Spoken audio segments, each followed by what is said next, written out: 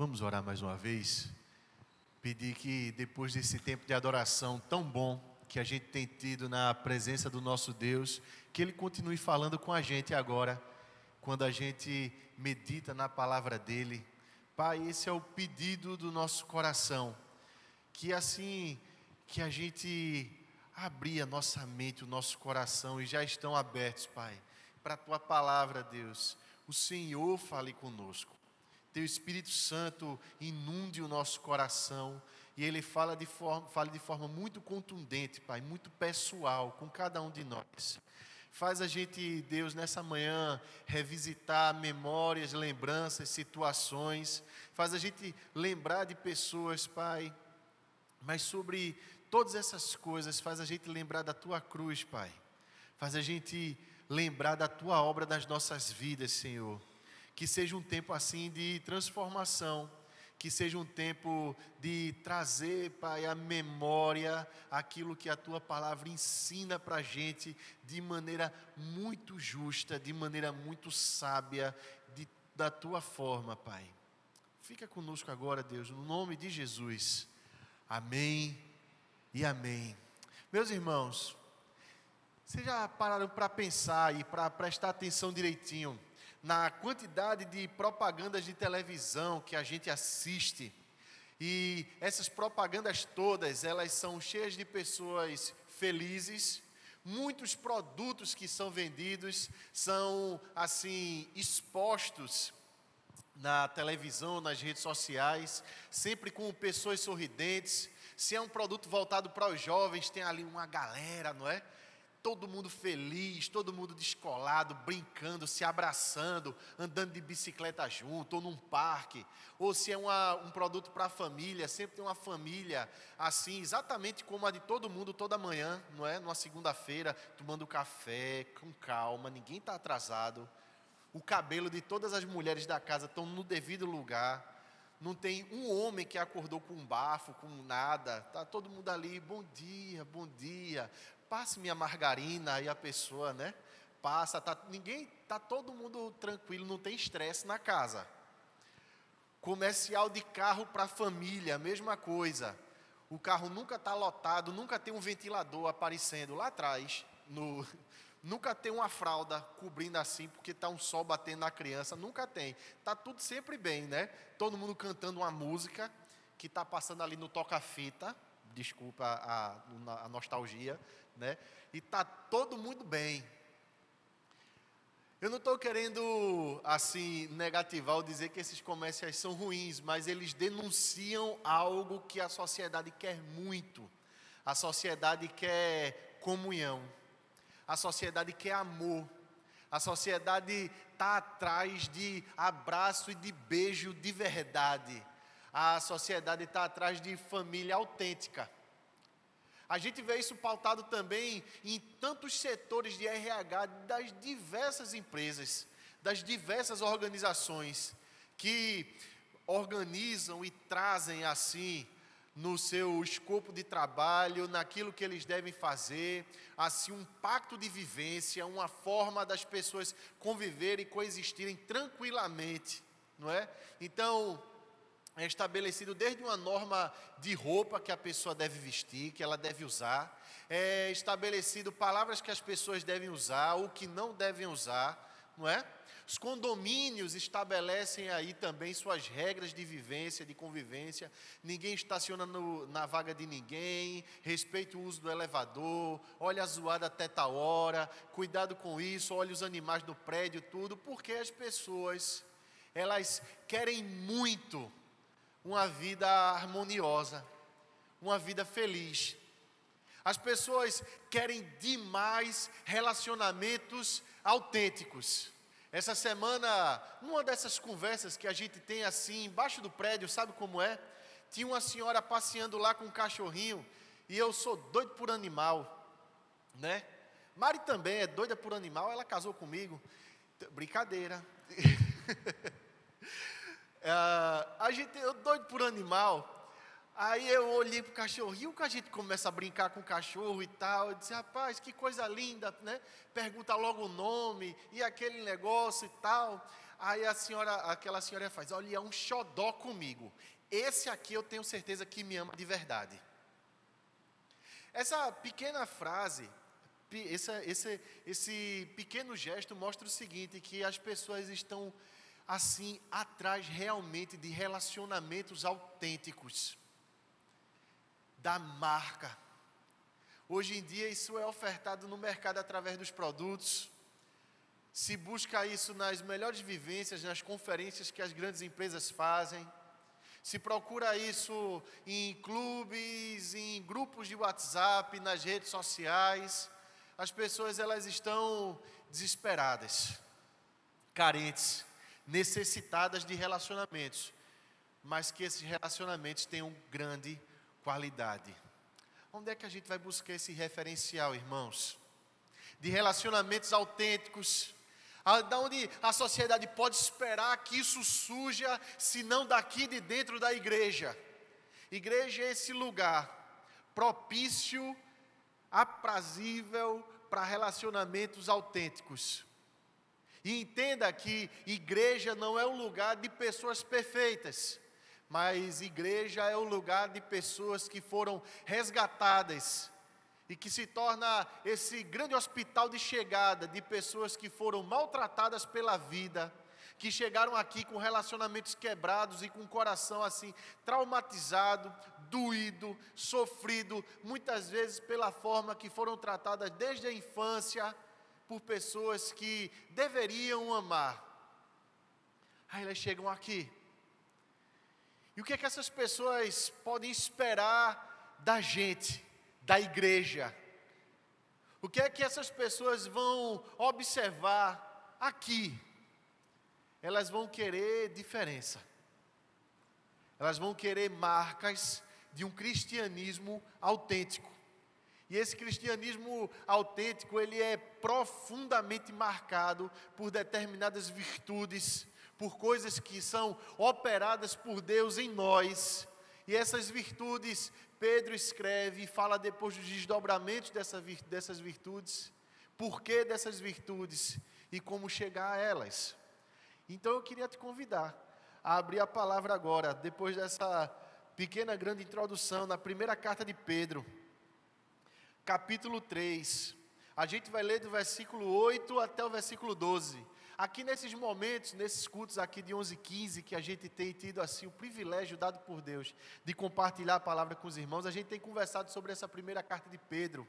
E meus irmãos, para mim tem sido assim desafiador, ao mesmo tempo que tem sido assim uma alegria muito grande, porque ser confrontado pelo Espírito, ser instruído pela palavra é a melhor coisa que existe. Primeira carta de Pedro, capítulo 3, do versículo 8 até o versículo 12. Peço aos irmãos que fiquem atentos à leitura da palavra. Diz assim: finalmente, sede todos de igual ânimo, compadecidos, fraternalmente amigos, misericordiosos, humildes, não pagando mal por mal, ou injúria por injúria, antes pelo contrário, bendizendo, pois para isto mesmo fostes chamados, a fim de receberdes bênção por herança. Pois quem quer amar a vida e ver dias felizes, refreie a língua do mal e evite que os seus lábios falem dolosamente. Aparte-se do mal, pratique o que é bom, busque a paz e empenhe-se por alcançá-la. Porque os olhos do Senhor repousam sobre os justos e os seus ouvidos estão abertos às suas súplicas, mas o rosto do Senhor está contra aqueles que praticam males. Essa palavra, ela chega aqui nesse contexto de Pedro, num tempo de muita diversidade para os cristãos. Pedro vem instruindo essas igrejas para as quais ele escreve sobre como é que o cristão é de fato. E ele traça assim a prática desse ser cristão em duas situações que ele estabelece. A primeira situação está lá do versículo 18 até o versículo 25, e eu gostaria de ressaltar isso, que é quando o cristão ele está a serviço de alguém. Quando ele é assim escravo. Naquela época, muitos cristãos eram escravos. E muitos cristãos eram profundamente maltratados, tanto pela sua condição de escravo, como pelo ser cristão. Depois, Pedro ele fala sobre a questão do casamento, que é algo que nem dá problema, não é? E naquela época muita gente se convertia, mas o cônjuge, o marido ou a esposa não se convertia. E aí como era que era ser cristão nessa circunstância? Porque ser cristão autenticamente, no lugar onde você está e no tempo que você está, sempre vai ser extremamente difícil e complicado. Ser cristão verdadeiramente sempre vai embutir, sempre vai trazer desafios tremendos. Então Pedro vem falando, desculpe irmãos, Pedro vem falando e ele faz um desfecho agora, por isso que ele abre essa passagem com finalmente. E ele está dizendo assim, finalmente, como quem diz, em resumo, para fechar essa parte, como é que o cristão é, nesse tempo que se vivia? Era um tempo que ainda não existia, meus irmãos, assim uma perseguição de caráter mais violento. Se vivia no tempo de Nero. Nero era o imperador, e a gente já conversou até sobre isso aqui. Era uma pessoa extremamente descontrolada, megalomaníaca, né? Que via a si mesmo como uma divindade, que assim cometeu os maiores despautérios no Império Romano e que não gostava de crente. Essa liderança de Nero se refletia nos seus liderados, nos cidadãos de Roma, onde essas igrejas estavam localizadas. E assim havia uma animosidade muito grande. O povo não gostava de crente. Quando podia falar, falava. E é tão ruim você ouvir aquilo que te desagrada, não é verdade? É tão ruim você ser caluniado. É tão ruim você estar ouvindo desaforo o tempo todo. É tão complicado você ser alvo de preconceito. É tão ruim você experimentar todos os dias a humilhação de você não poder reagir, não poder falar, porque você pode morrer, porque de repente a pessoa que está falando é seu dono. Mas o cristão autêntico, ele dentro de si não se revolta, pelo contrário, ele expressa determinadas virtudes. E como é que o cristão de fato é? O que é que marca o cristão diante desses relacionamentos tão difíceis, tão conturbados? O que é que marca o cristão diante de um mercado de trabalho tão complicado, de tanta concorrência, de tanta vaidade? O que é que marca o cristão muitas vezes num casamento estressante, conflituoso? Como é que a gente é de verdade? Em primeiro lugar, a gente tem que compreender que Pedro aqui no versículo 8, ele não está ditando uma regra de comportamento. Ele está dizendo quem nós somos. Preste atenção.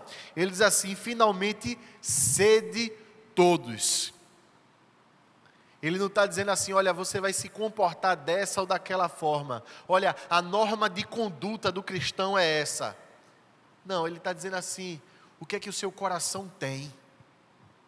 Aquilo que de fato você é por dentro. Aquilo que o cristão deve sentir. E a gente tem uma dificuldade imensa com sentimentos.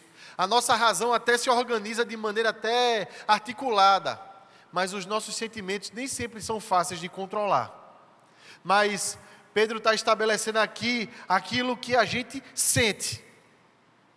E isso que a gente sente por dentro, aquilo que nós somos, quebra determinadas rodas ou ciclos da existência humana que geram conflitos em cima de conflitos, que atraem guerras, que atraem enfrentamentos, que destroem relacionamentos, que corroem amizades, que deterioram completamente ambientes que antes eram bons.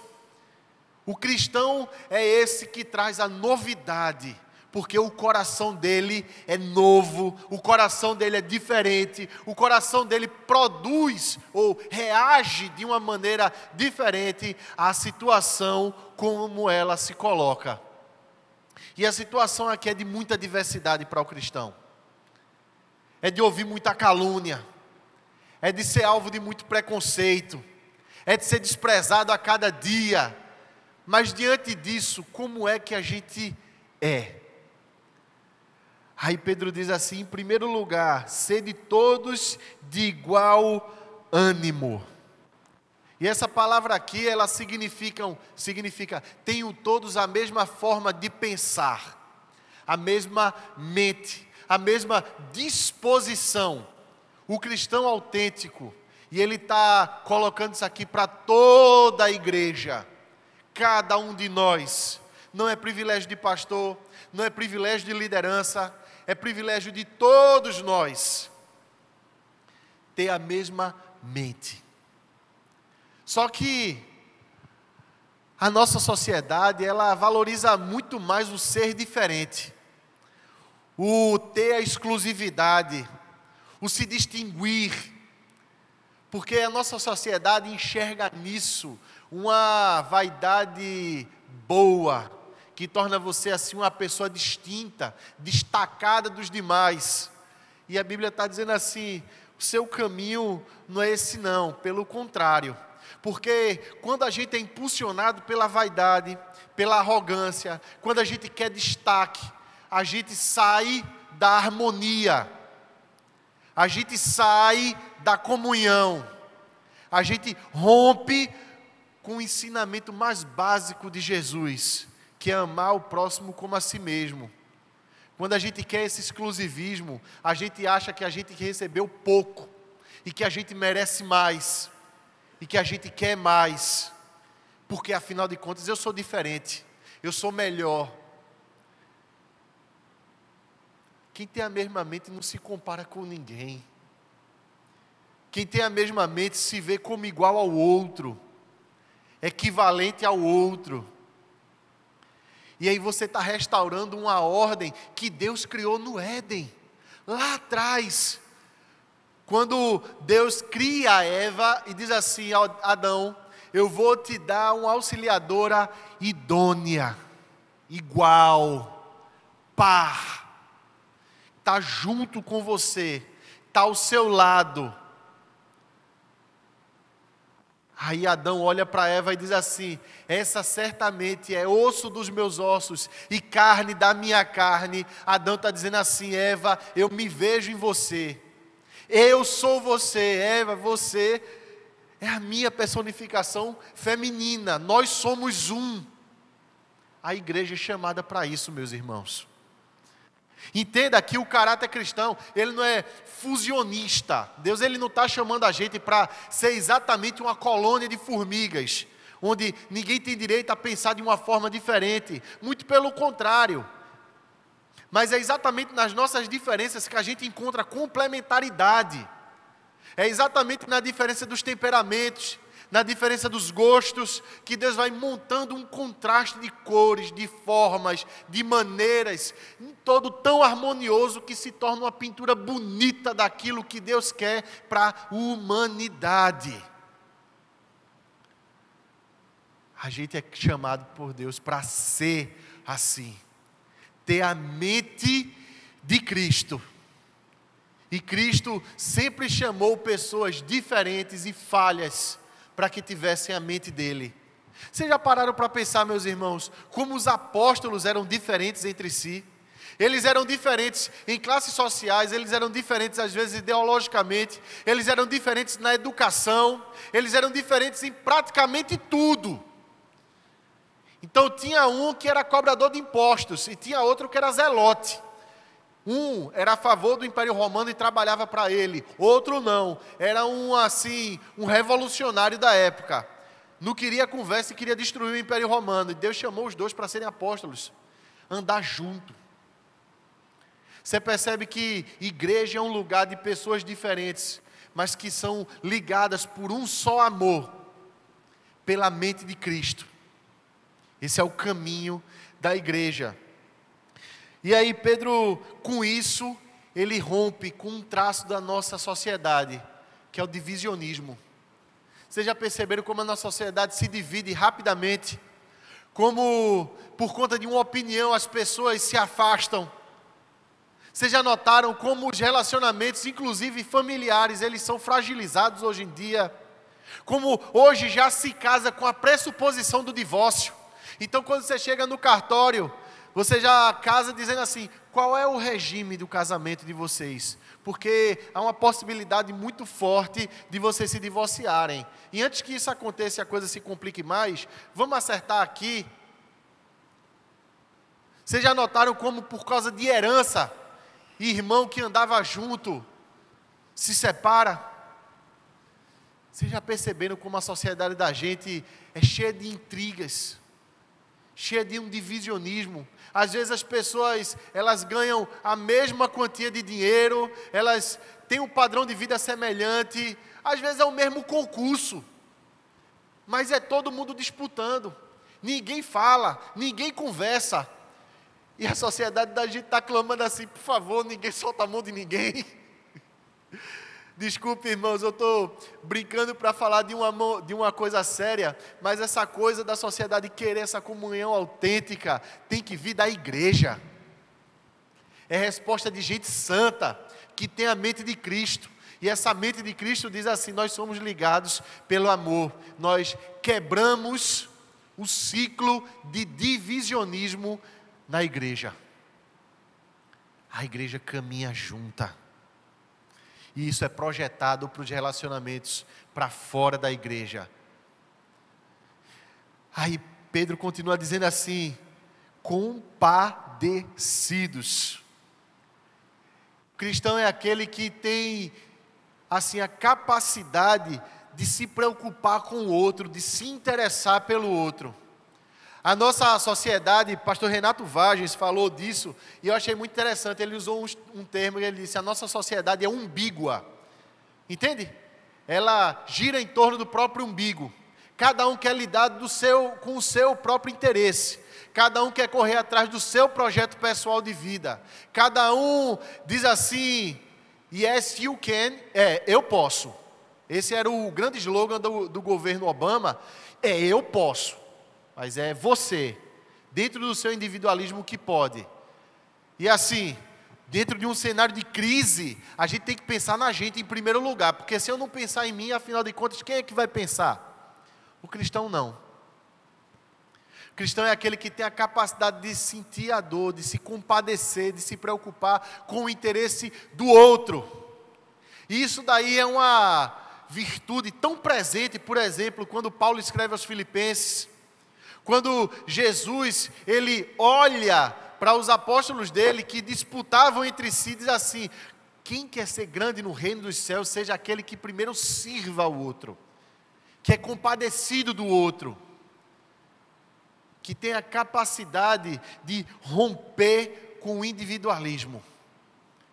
Hoje em dia, isso é extremamente valorizado. Cada um tenha o seu universo pessoal, cada um olhe para o seu próprio interesse. E é prezado que a pessoa tenha o seu momento, tenha o seu espaço, tenha o seu lugar, o seu momento de se expressar. E a Bíblia está dizendo: não. O cristão é aquele que olha para o outro. E que antes do seu interesse mesmo, o cristão diz assim: eu quero saber do seu interesse, o que é que você precisa? O cristão é aquele que se compadece tanto, a ponto dele mesmo ver a si próprio como sendo um servo do outro, sem que haja necessariamente um elo jurídico aí. O cristão, ele serve. Ele não está atrás de uma barganha, ele está atrás de saber na prática como é que ele pode amar o outro. Pedro ele continua falando e ele fala assim: o cristão autêntico é fraternalmente amigo. Ele tem relacionamentos profundos e resistentes, mesmo na adversidade. Imagina você naquela época, vivendo como cristão, a pressão que era o tempo todo em cima de você. Pessoas que queriam que você deixasse de ser cristão, largasse a sua comunhão em favor de ser um cidadão romano, ou em favor de se entregar à idolatria, e você dizer assim: não, eu tenho os meus amigos, eu sou fraterno a eles.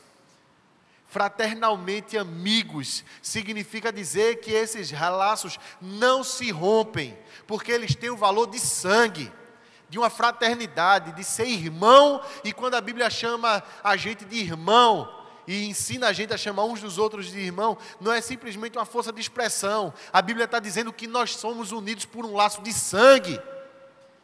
E família você não escolhe, família é a que você tem. E a família de Cristo é essa que Deus colocou para cada um de nós. Nós somos ligados pelo sangue, mas nós somos ligados por um sangue amoroso. Então nós somos amigos. Vocês estão percebendo como a humanidade anseia por isso? E como a Bíblia descreve assim: o que você precisa está aqui. O que o seu vizinho, o que o seu colega de trabalho precisa, vai encontrar em você e em mim, meu irmão. No cristão autêntico. Alguém que é de fato amigo, alguém que está de fato disposto a ouvir, alguém que está disposto realmente a ser resistente na adversidade. E quando aquela pessoa tiver um mau dia, e ela de repente soltar para você um desaforo gigantesco, você dizer assim: mas é meu amigo. E quando aquela pessoa pedir a você favores complicadíssimos, que vão demandar de você um sacrifício gigante, você vai dizer: mas é meu amigo, eu tenho que fazer. E quando aquela pessoa procurar você pela madrugada, e quando aquela pessoa quiser de você aquilo que você tem uma dificuldade imensa em oferecer, paciência, você vai dizer assim: mas eu vou oferecer paciência, porque o caminho do cristão é o caminho de amizade. E vocês já perceberam que é um laço de amizade, e normalmente as pessoas que mais ferem a gente são as mais próximas da gente. E às vezes ferem a gente com vontade de ferir. Fraternalmente amigos significa suportar a afronta, porque você é amigo. Suportar os tapas, suportar as injúrias, suportar o mau humor, suportar tudo, porque você é amigo. Suportar as suas próprias necessidades e ser suporte ao outro, porque você é amigo. Isso rompe com o superficialismo da nossa sociedade. A nossa sociedade ela é extremamente superficial, e hoje em dia, para você chamar o outro de amigo, é só um clique. Pronto, vocês agora são amigos. Mas até que ponto vai essa amizade? Vou dar um exemplo, sei que o tempo da gente é corrido, mas uma mulher, isso aconteceu na Inglaterra, que inclusive hoje em dia na Grã-Bretanha tem um Ministério da Solidão, sabe disso? Sabia disso? Está todo mundo tão preocupado lá com as pessoas solitárias que se desenvolveu um Ministério da Solidão. E uma das preocupações foi exatamente por esse exemplo que eu vou citar para os irmãos agora. Uma mulher, ela escreve no Facebook, publica para os seus mais de 1.040 amigos que ela estava se suicidando, tal dia e tal hora. E nenhum desses mais de 1.000 amigos foi à casa dela para impedi-la, e de fato ela se suicidou. O cristão, ele é disposto à amizade, sem superficialismo, a amizade de verdade, a dizer para o outro: conte comigo, meu irmão, conte comigo de verdade. O cristão faz isso porque ele é misericordioso. Preste atenção que Pedro continua dizendo, o cristão é misericordioso. E sabe de onde a gente tira toda a nossa amizade? Dessa misericórdia. E o que é misericórdia? É a capacidade de sentir a dor do outro. Sentimento. Não é uma norma moral. Não é um conjunto ético, simplesmente. Não é uma amarração jurídica sobre você ser penalizado na empresa, ser mal visto, sua imagem ser arranhada, porque você, de repente, não foi misericordioso com alguém. Não. É porque o cristão sentiu a dor do outro. Ele entendeu aquilo ali. Mesmo talvez sem ele nunca ter passado por aquela situação. Ele sentiu aquela dor. E ele amou aquela pessoa. Isso rompe com algo que a nossa sociedade vê demais, experimenta demais, que é indiferença. A nossa sociedade ela é extremamente indiferente. E quem é diferente da gente, principalmente, ele passa a ser até uma pessoa até desagradável, chata. Não quero perto, vai para longe. Mas a Bíblia está dizendo que o cristão ele é misericordioso. Que ele vê uma pessoa que às vezes é extremamente revoltada com a vida. Uma pessoa que é raivosa, uma pessoa que tem um temperamento difícil, uma pessoa que é difícil demais de conviver, e esse cristão diz assim, eu tenho misericórdia dessa pessoa, e eu vou querer conviver com essa pessoa, a difícil, a complicada. Eu vou querer conviver com essa pessoa aí, que ela é assim, tem uma dificuldade imensa em estabelecer relacionamentos. Por quê? Porque a misericórdia de Deus, implantada no cristão pela cruz, ela rompe com a indiferença. Ela destrói a indiferença e ela diz assim, eu quero amar você.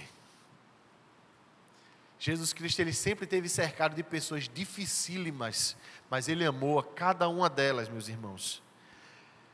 E aí Pedro fala também de humildade. Humildade, a palavra humildade significa basicamente aqui, tem um pensamento pouco sobre si. Não se elevar demais, não se achar além da conta. Pensamento baixo. No Império Romano, isso era um defeito. No Império Romano, ser humilde era a qualidade de escravo. Ninguém gostava de ser humilde. Pelo contrário, a pessoa que ostentava o título de cidadão romano era uma pessoa orgulhosa. Os outros eram povos bárbaros. Eu não, eu sou romano. Eu sou descendente de deuses. O meu exército é mais forte. O meu sistema jurídico, a minha política, a minha moeda é mais forte.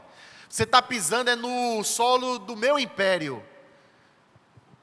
Mas o cristão é chamado à humildade. E hoje em dia as pessoas, elas, sob a máscara da autoestima, muitas vezes, elas são ensinadas que elas devem ser pessoas orgulhosas. Só que, de forma até inadvertida, elas se entregam a relacionamentos assim, totalmente conturbados, exatamente por conta do orgulho, exatamente por conta da arrogância. Essa arrogância que impede o perdão. Essa arrogância que olha e diz assim, e a minha vez vai chegar quando? Olha o tanto que eu já fiz por você e você nunca fez nada por mim. Essa arrogância que faz a gente se comparar o tempo todo uns com os outros. Essa arrogância que faz pessoas sentirem inveja umas das outras. Quererem concorrer e competir umas com as outras. A Bíblia está dizendo que o cristão ele é humilde. Essa palavra humilde, ela tem mais um tempero. Porque ela é uma palavra ligeiramente diferente daquelas outras que a Bíblia usa para humildade. A palavra humilde pode significar aqui também amigável, acessível, uma pessoa que tem um pensamento conciliador. O cristão é aquela pessoa, e a melhor tradução para isso é humilde, que quando ele chega no ambiente, ele traz a humildade consigo. Os ânimos se arrefecem. Ele procura um ambiente de conciliar as pessoas e as partes. Ele procura um ambiente de dizer assim, está na hora de parar com essa briga, minha gente. Aí a pergunta próxima é, por que o cristão é assim? É o seu jeito de ser. E basicamente no versículo 9, Pedro diz assim, é porque você foi chamado para isso. Por que a gente é assim? Porque você foi chamado para isso. Você foi convocado, você saiu do lugar onde você estava para isso. O seu objetivo de vida é outro. Seu objetivo de vida não são os seus próprios objetivos profissionais, financeiros, afetivos. Não! O seu objetivo de vida é outro. E por que você tem esse objetivo de vida? Basicamente porque um ser superior a mim me chamou para isso. Para essa finalidade, para esse fim, para esse propósito. Eu não estou aqui em obediência a mim mesmo. Eu estou em obediência a alguém maior do que o próprio Nero. Então eu não vou permitir que o próprio Nero ou que os valores do Império Romano determinem aquilo que eu sou por dentro. É o senhorio de Cristo que faz isso por mim. Eu sou livre das amarras de uma sociedade indiferente, individualista. Eu sou diferente de uma sociedade que não sente misericórdia. Eu sou diferente de uma sociedade que preza pelo orgulho pessoal. Eu sou diferente porque Cristo me fez diferente. Ele me chamou para ser uma pessoa diferente. À medida que o cristão entende esse chamado, ele entende por que ele é assim, porque você tem um Senhor, e você vem de um país, de um lugar, e Pedro ressalta isso na epístola dele, nós somos forasteiros, nós não somos daqui. E desse lugar de onde você veio, tem cultura diferente, tem valores diferentes, tem um Senhor diferente, Ele acredita em coisas diferentes, portanto, nós acreditamos em coisas diferentes, porque o nosso Senhor é diferente. A gente foi chamado por isso, e é exatamente por isso que a gente não paga mal por mal, e a palavra mal aqui é perversidade. A gente não paga com a mesma perversidade, não. O mundo vai tratar a gente com perversidade, mas a gente não é pessoa vingativa, a gente não reage assim. O mundo vai tratar você com injúria, com ferimentos, mas você não reage assim. Você entende que agora, Jesus Cristo, Ele está te libertando de sentimentos negativos, de vontades ruins. Você está entendendo agora que o senhorio de Cristo, Ele restabelece relacionamentos saudáveis. Você está entendendo agora que o senhorio de Cristo, Ele restaura relacionamentos. No momento em que Ele rompe com um ciclo de vingança sobre vingança, e Ele coloca perdão lá dentro, e Ele coloca para você a possibilidade de você ser alguém diferente, de você dizer assim, eu não preciso reagir assim, eu posso ser muito treinado para agir, mas agora a Bíblia está me dando controle sobre as minhas próprias reações, me dando controle sobre os meus próprios sentimentos. Essa é a prática do Evangelho todo dia, meus irmãos. E aí, por último, a gente se pergunta assim, ok, isso tudo é muito bonito, mas de onde é que eu tiro força para isso? Porque teorizar em cima disso é tão fácil, não é verdade? Teorizar em cima disso é tão bonito, todo mundo sentado aqui, no ar-condicionado, uma bancada confortável, tem gente amada perto de você, mas amanhã é o dia de você encontrar com seus colegas de trabalho. Amanhã é o dia de você acordar o seu filho adolescente dizendo, bora meu filho. Amanhã é dia de você encontrar o estresse no seu trabalho. Amanhã é dia. E talvez hoje já seja. E de onde é que eu tiro força para isso? Preste atenção, meu querido, porque Pedro ele cita o salmo que a gente leu no começo do culto.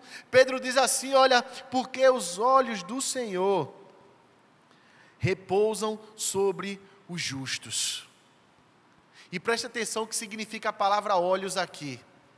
Biblicamente, quando a Bíblia fala de olhos, oftal, uma palavra que tem lá, ela não está se referindo simplesmente o olhar do Senhor, mas ele está dizendo assim, a mente de Deus, a forma de Deus ser, está sobre você.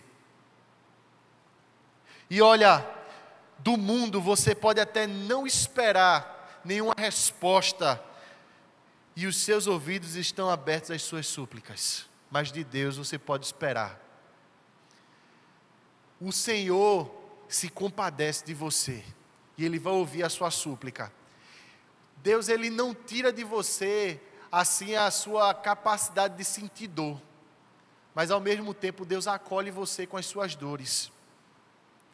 Aí eu quero te perguntar agora, quem são os seus relacionamentos que precisam ser restaurados?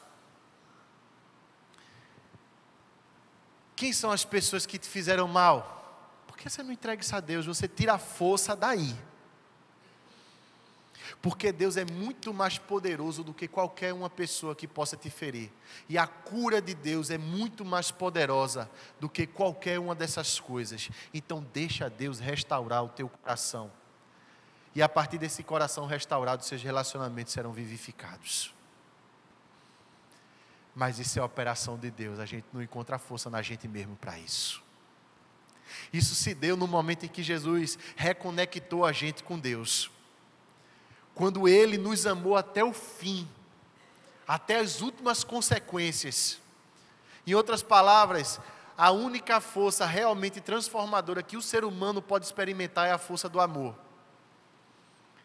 É quando uma mãe está disposta a amar sacrificialmente seus filhos, que ela educa eles.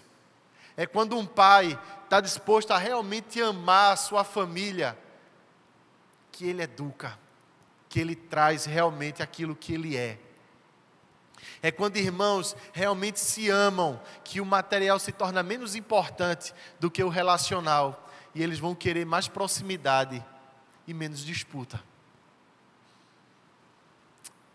O que é que a gente precisa, meus irmãos? Sabe o que a gente precisa? Um desejo forte pela vida. E aqui eu concluo. Quem quer amar a vida e ver dias felizes? Quem não quer isso? Quem não quer se sentir vivo? Quem não quer ter dias felizes? Então, se entrega ao domínio de Deus. Entende que você pode ser diferente e, portanto, refreia a língua do mal, da perversidade. E evite que os seus lábios falem dolosamente. Aparte-se do mal, pratique o que é bom, busque a paz e empenhe-se por alcançá-la. A Bíblia está dizendo assim, você pode ser diferente, meu querido. Quem é escravo do pecado não tem essa possibilidade. É condicionado a reagir eternamente da mesma forma. Mas Deus opera sobre qualquer vestígio de fé. Pode ser do tamanho de um grão de mostarda. Ele quer a sua fé pequena do jeito que ela é. E você pode dizer assim, essa palavra é para mim e ela me descreve. Então eu posso ser diferente. Eu posso amar. Eu posso transcender os meus traumas. Eu posso transcender aquilo que é de ruim que está no meu coração. Eu posso transcender a perseguição. Eu quero me entregar a Deus e Deus ele vai me transformar. Eu vou me afastar dessas coisas. Eu vou buscar a paz. E aí é onde o cristão chega, que a paz chega. Aí, meu querido, o ambiente de trabalho fica diferente. Aí, meu querido, a sua casa é diferente. Pode faltar um monte de coisa na sua casa, meu querido. Podem cortar até a luz. Mas a luz do seu coração não deixa de brilhar nunca. E na sua casa vai ser sempre um ambiente de acolhida e um lugar para onde os seus filhos vão correr. Porque vão entender que é um lugar de amor. O que é que falta para a gente? Falta a gente amar a vida. E para a gente amar a vida, a gente tem que amar o nosso Deus. Porque Ele é o autor dela. Vamos orar?